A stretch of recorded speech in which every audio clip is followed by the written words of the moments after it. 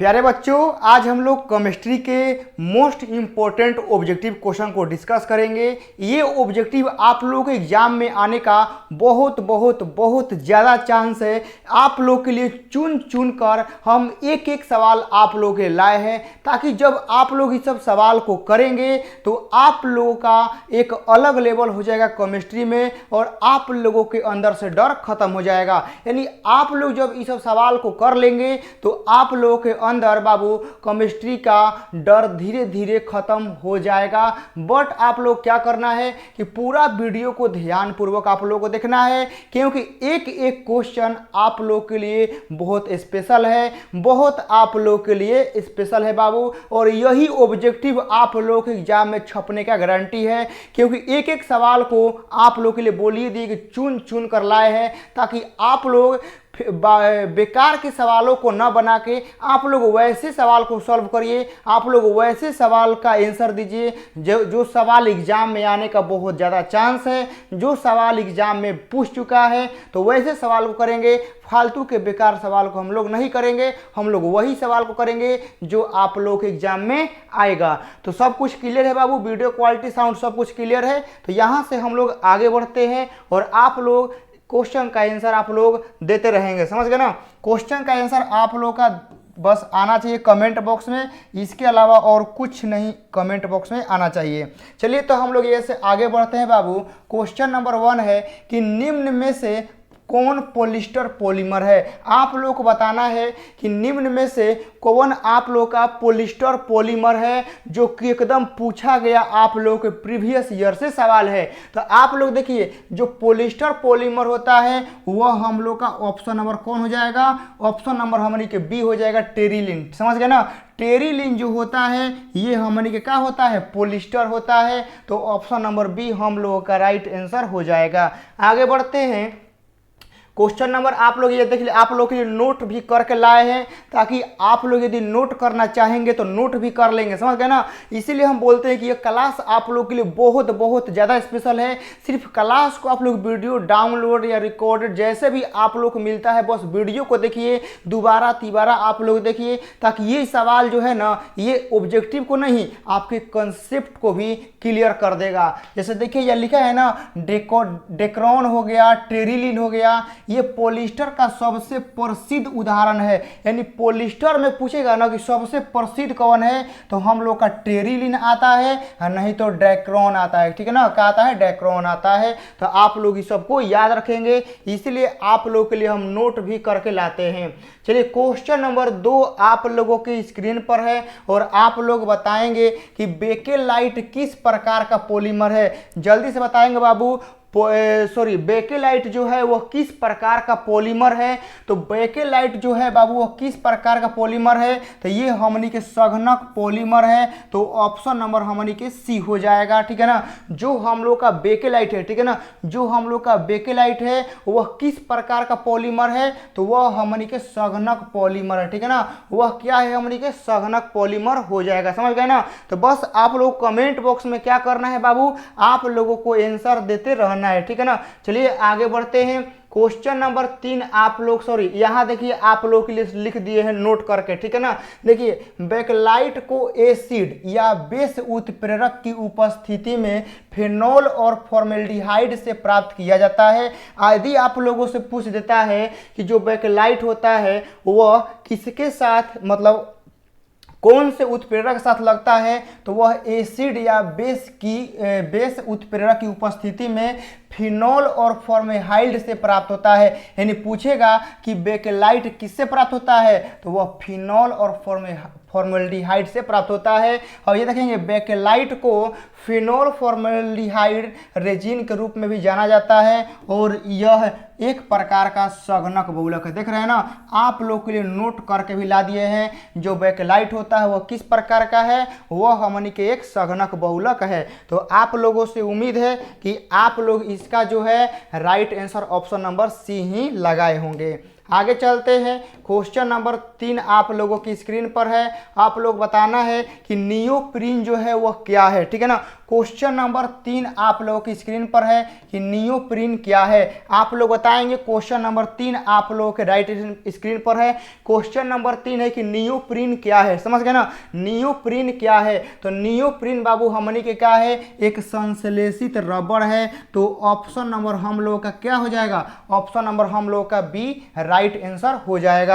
आगे बढ़ते हैं बाबू, आप लोग आंसर देते रहिएगा फटाक से, ये सब सवाल आप लोगों को करना ही पड़ेगा। चलिए, नायलॉन 6 प्राप्त होता है, किससे प्राप्त होता है बताएंगे, समझ गए ना। जो क्वेश्चन नंबर 4 है, नायलॉन 6 किससे प्राप्त होता है, ये जो ऑप्शन नंबर ए है, बी है, सी है, डी है, किससे प्राप्त होता है आप लोग बताएंगे। नायलॉन 6 किससे प्राप्त होता है, जो कि एकदम पूछा हुआ वायरल सवाल है। तो ये हमनी के इसका जो राइट आंसर होगा वह ऑप्शन नंबर क्या हो जाएगा, ऑप्शन नंबर डी हो जाएगा। एडिपिक अम्ल तथा हेक्सामेथिलीन डाइइमीन से प्राप्त होता है। आप लोग इतना लंबा चौड़ा नामे है कि नामे से याद हो जाएगा, समझ गए ना। ये इतना लंबा चौड़ा नामे है कि नामे से याद हो जाएगा।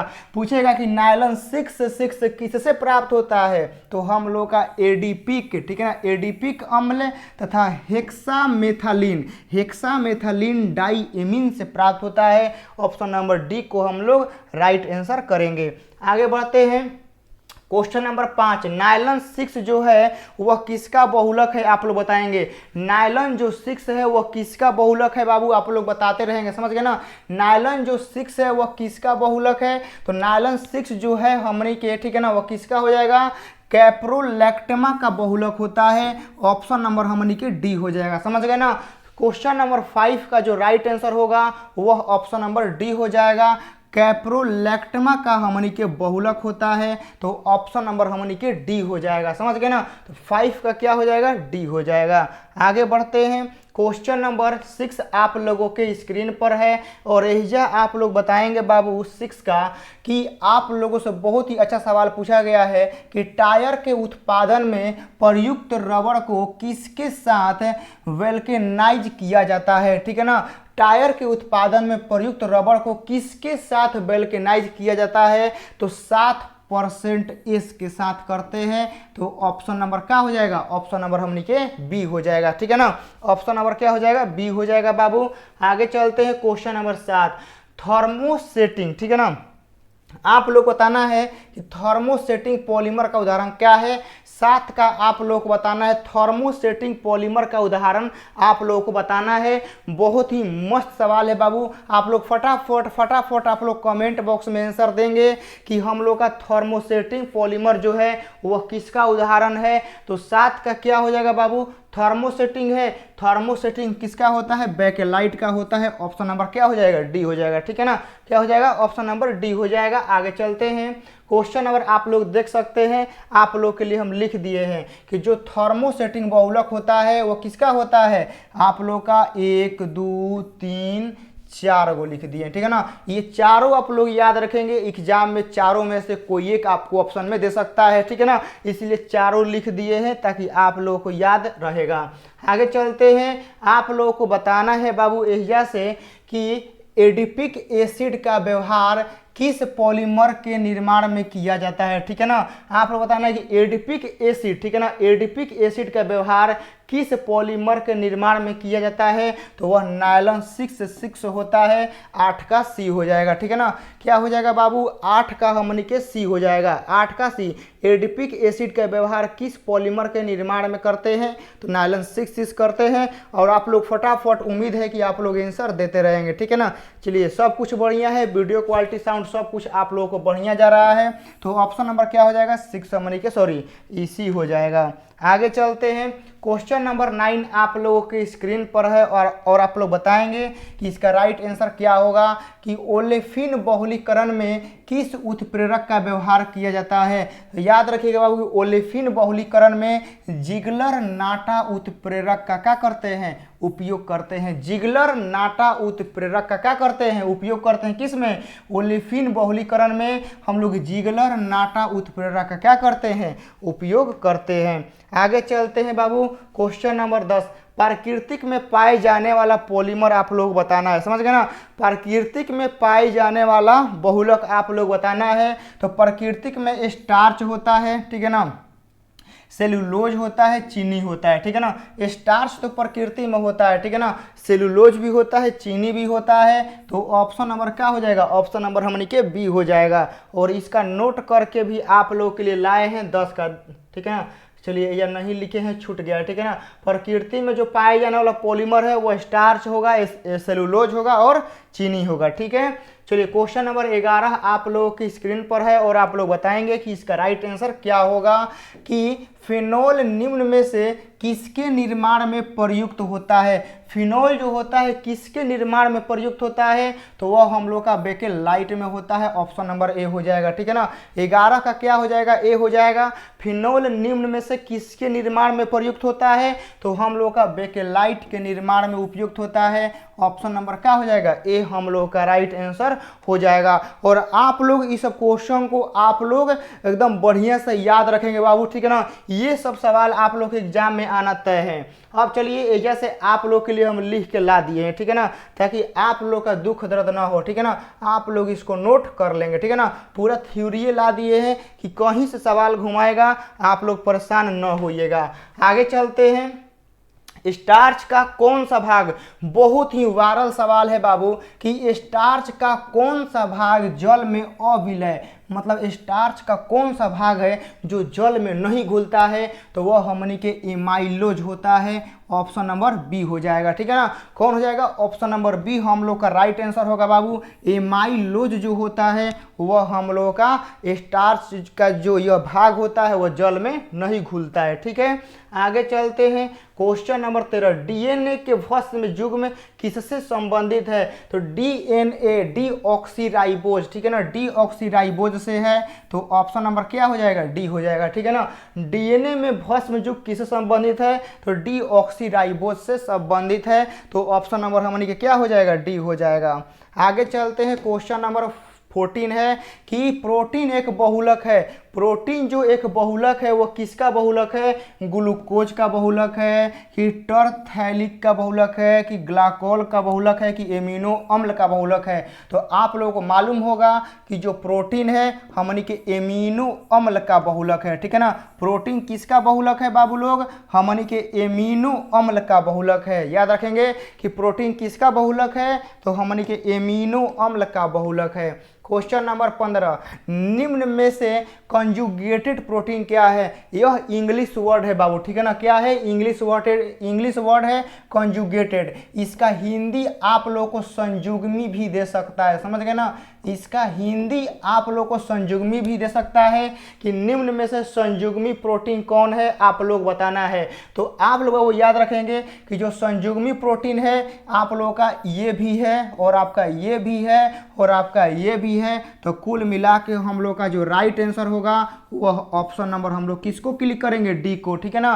तो कंजुगेटेड प्रोटीन पूछे या आप लोगों से संयुग्मी प्रोटीन पूछे, तो बस आप लोग को याद रखना है कि ऑप्शन नंबर ए और ऑप्शन नंबर सी और ऑप्शन नंबर बी में जो लिखा है ना, ये तीनों हमने के किस में आता है, संयुग्मी प्रोटीन में आता है। और आप लोगों को विस्तार से बढ़िया से लिख के आप लोगों के लिए लाए हैं। और आप लोग देख लीजिए कि संयुग्मित प्रोटीन के कुछ उदाहरण, लिपोप्रोटीन, ठीक है ना, ग्लाइकोप्रोटीन, फॉस्फोप्रोटीन, हेमोप्रोटीन, फ्लेवोप्रोटीन, मेटालोप्रोटीन, फाइटोक्रोम, साइटोक्रोम और ऑप्सिन, ये क्या है बाबू, संयुग्मी प्रोटीन के उदाहरण है। और आप लोग इसको लिख लेंगे, ठीक है ना। इतना आप लोग के लिए लाए हैं ताकि आप लोग जब इसको लिख लेंगे, दोबारा जब आप लोग रिवाइज करेंगे, जब दोबारा सामने क्वेश्चन आएगा टेस्ट में, तो आप लोगों से गलती नहीं होगा, ठीक है ना। तो इसको आप लोग लिख लीजिए। आगे चलते हैं। प्रोटीन नीला रंग होता है किसके कारण से, ठीक है ना। आप लोग बताना है कि जो प्रोटीन होता है यह नीला रंग देता है किसके वजह से, तो हम लोग का नीन हाइड्रिन के वजह से देता है। तो ऑप्शन नंबर क्या हो जाएगा, ऑप्शन नंबर हमारे के सी हो जाएगा। प्रोटीन नीला रंग जो देता है वह नीन हाइड्रिन के वजह से देता है। तो ऑप्शन नंबर हमारे के क्या हो जाएगा, सी राइट आंसर हो जाएगा बाबू, ठीक है ना। क्या हो जाएगा, सी हमनी के राइट आंसर हो जाएगा।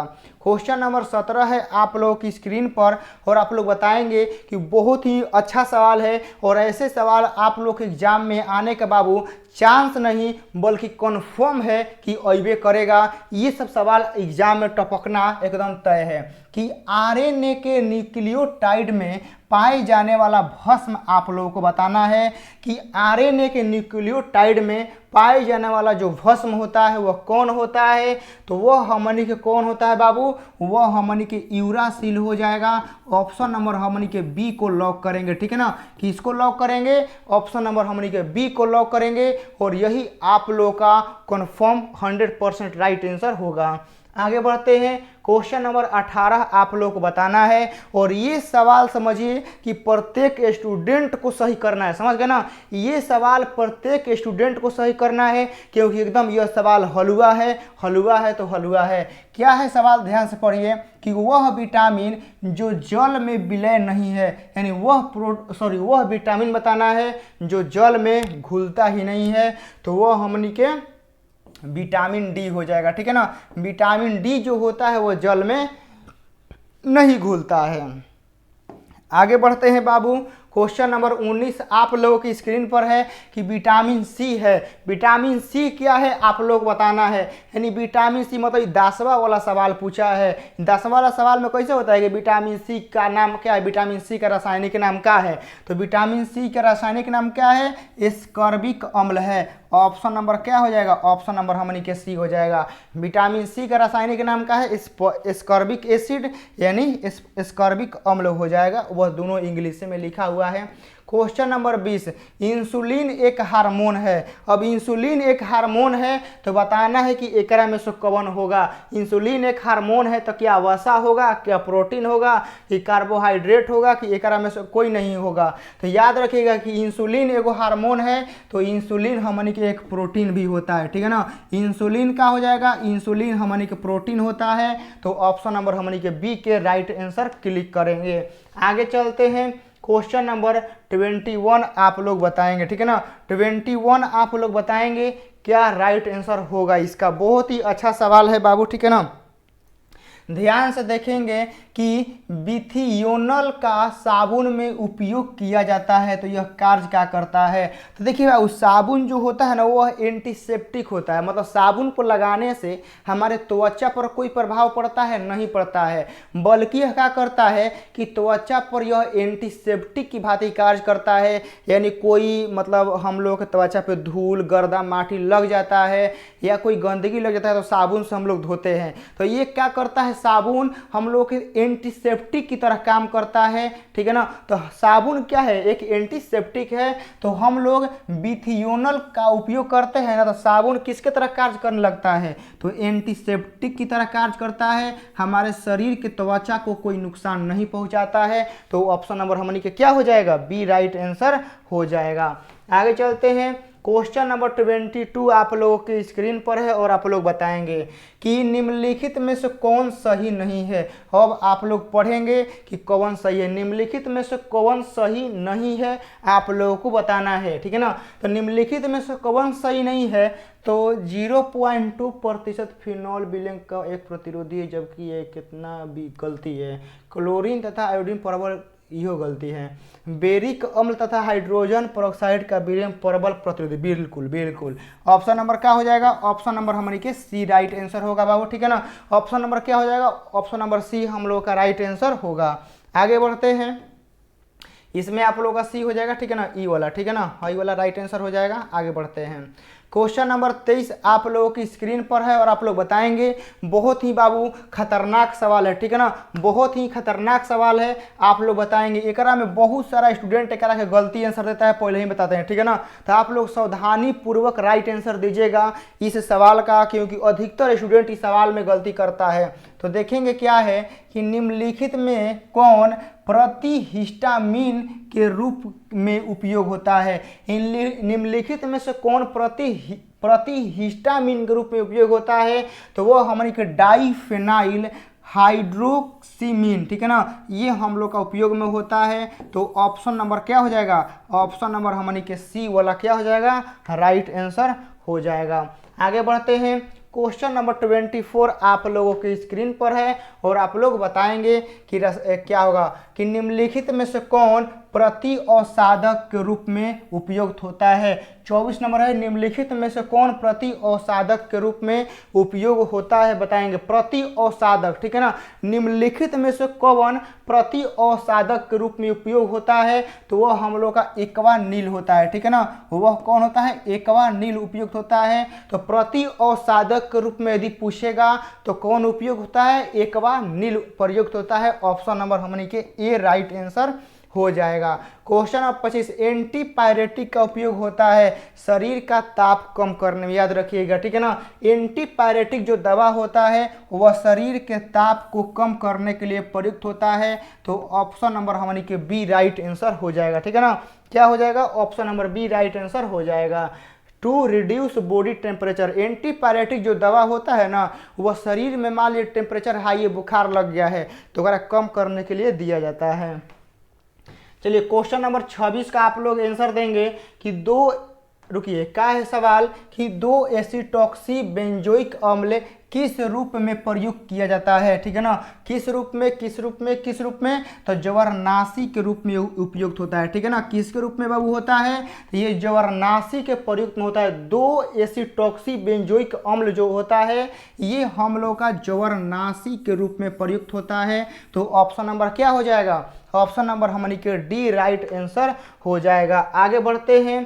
क्वेश्चन नंबर 27 वह दवाई जो जवरनाशी एवं दर्दनाशक क्या है, वह दवाई जो जवरनाशी एवं दर्दनाशक है। यानी आप लोगों को बताना है कि इसमें से ऐसा कौन सा दवाई है, ठीक है ना, कि जो इसमें जवरनाशी भी है और दर्दनाशक भी है, दोनों है। तो याद रखिएगा कि जवरनाशी एवं दर्दनाशक जो होता है, देखिए जवरनाशी के लिए तो पैरासीटामोल आता है और दर्दनाशक के लिए इडेफनॉल आता है। तो ऑप्शन नंबर क्या हो जाएगा, हमारे के डी हो जाएगा, ठीक है ना। चलिए आगे बढ़ते हैं और बहुत ही हम लोग करीब पहुंच चुके हैं। क्वेश्चन नंबर 28 आप लोगों के स्क्रीन पर है और बताएंगे कि क्या राइट आंसर होगा। 2 एसिटॉक्सी बेंजोइक अम्ल है और ये सब सवाल खूब आता है, भर भर के एग्जाम में आता है कि 2 एसिटॉक्सी बेंजोइक जो अम्ल है वह क्या है, तो वह हमारे के बाबू एस्पिरिन होता है, ठीक है ना। वह क्या होता है, एक एस्पिरिन होता है। तो आप लोग को याद रखना है कि 2 एसिटॉक्सी बेंजोइक अम्ल जो होता है वह हम लोग का क्या होता है, एस्पिरिन होता है। ऑप्शन नंबर हम लोग का बी राइट आंसर हो जाएगा। आगे बढ़ते हैं।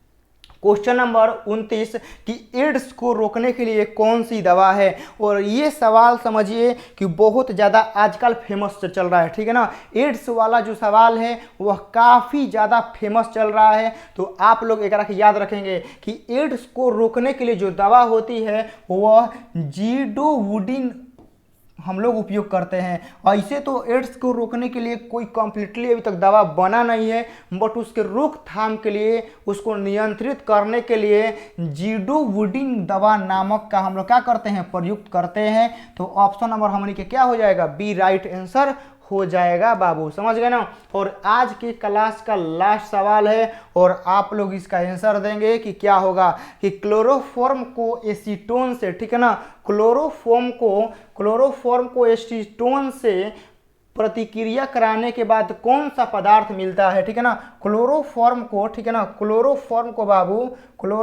को एसीटोन से प्रतिक्रिया कराने के बाद कौन सा पदार्थ मिलता है। तो क्लोरोफॉर्म को एसीटोन से प्रतिक्रिया कराएंगे तो वह हम लोग का हाइपोटनिक, ठीक है ना, हाइपोटनिक प्राप्त होता है। तो ऑप्शन नंबर क्या हो जाएगा, डी हो जाएगा, समझ गए ना। यदि हम लोग क्लोरोफॉर्म को एसीटोन के साथ प्रतिक्रिया कराएंगे तो हम लोग का क्या मिलेगा, हम लोग का हाइपोटनिक हम लोग को मिलेगा। तो ऑप्शन नंबर हम लोग का क्या हो जाएगा, डी राइट आंसर हो जाएगा। तो आज की इस क्लास में हम लोग 30 ऑब्जेक्टिव क्वेश्चन को डिस्कस किए हैं और ये हम लोग डेली डिस्कस करते हैं। तो ये क्लास आप लोग कैसा लगा आप लोग जरूर बताएंगे, क्योंकि ये 30 ऑब्जेक्टिव क्वेश्चन आप लोग एग्जाम में एक में से 5 गो तो सवाल कम से कम आप लोगों को देखने को मिलेगा, ठीक है ना। कम से कम 5 गो सवाल तो आप लोगों को देखने को मिलेगा। तो आप लोग इसको कैसे हूँ कंप्लीट आप लोग करिए लेना है, ठीक है ना। कुछ वो होके आप लोग कंप्लीट करिए लेना है। चलिए तब मिलते हैं एक दूसरे वीडियो में, तब तक के लिए आप लोग बढ़िया से तैयारी करिए। चलिए जय हिंद।